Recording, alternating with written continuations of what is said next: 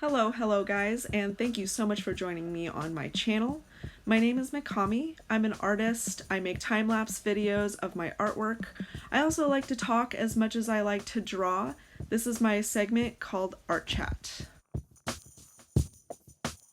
So it's another wonderful day at Corona Fest 2020. I hope that you guys have been doing something fun or productive, or if you're like yours truly, catching up on all the Netflix. I've also been doing a lot of self-reflection during this quarantine as well. Just some things that if I could go back in time, I would have told my younger self, and here's just like a couple of things that I would have told my younger self if I given the choice I could go back in time. So the very first thing that I would tell myself, and it's one of the most important for me, and the statement is followed by many explanation points after it, is work on your damn art. I'm definitely one of those types of people that gets into a lot of different hobbies, and I want to try everything, and I just want to be good at everything. And one of the most toxic traits that I actually possess is that if I'm not good at something right away, I'll just give up, and the hobby will never see the light of day ever again. And it's become problematic for me because I'll work on something, I'll do something for like a few days or a few months or something like that, and then either I get bored or I just get discouraged. And I feel like that's given me a lot of missed opportunities.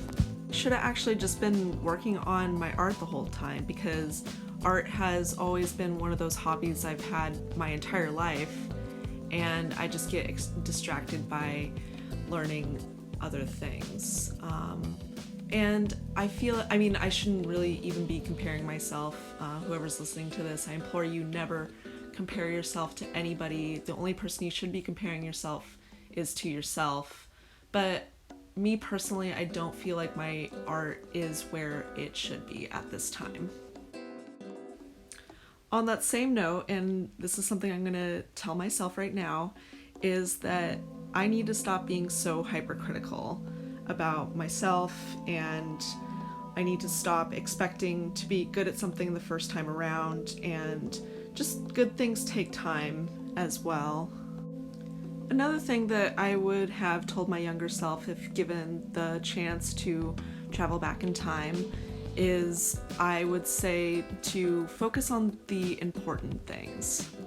So what do I mean by that? So what I mean by that is to focus myself on things that are going to nurture myself, my esteem, my time. This is something I definitely would have told myself when I was in college. It's fine to have fun and to party and stuff like that. Like when you're young, it's almost inevitable that you're going to go and party and like learn about yourself in that way. But I would say for myself to focus on people that are going to nurture me. I feel like I had spent a lot of time around people that were just not nurturing me. I was spending a lot of time around people who put more of a premium on partying and drinking and taking drugs, and didn't really care much about my safety, their safety, my career, their career, their hobbies, my hobbies. I had friends that actually really didn't even know that I was an artist or anything, and that's one of the most important parts of me. And I'm glad for their time in my life. I'm glad that I know now that I don't value people like that. I'm glad that I know now how to look for healthy relationships, and I can honestly thank those people for helping me through that. So the next thing that I'm going to talk about, and stuff that I would have told my younger self, is about my anxiety and depression. So it's a little tough to talk about, but I have pretty much had anxiety and depression all my life. I've had to deal with it pretty much all my life.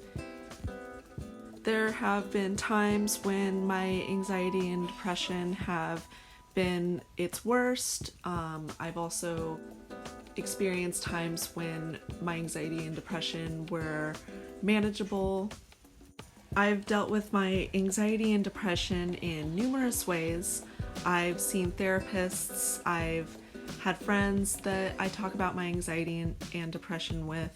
I've tried to deal with these things on my own. I've taken medication, anti-anxiety medication, anti-depression medication. So anyway, the thing that I would tell my younger self is that it's okay to feel these feelings. I would constantly beat myself up about feeling depression or feeling anxious because I felt like it was an only me sort of problem and I wasn't a normal person.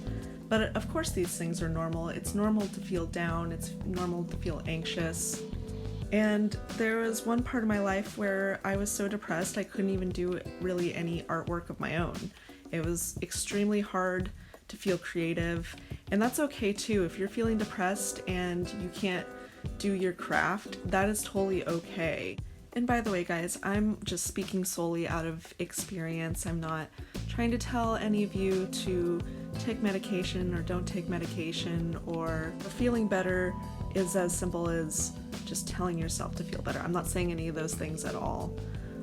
What I will say is that if we're able to identify these feelings, that's just one step closer to being able to combat these feelings.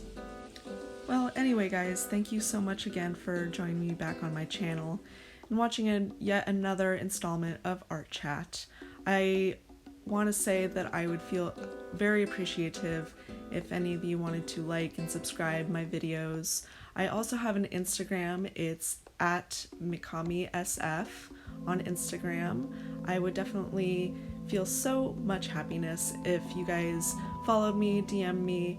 If any of you are out there just trying to make it in the world of art, please hit me up. I'm very friendly, I promise, and we can have our own art chat.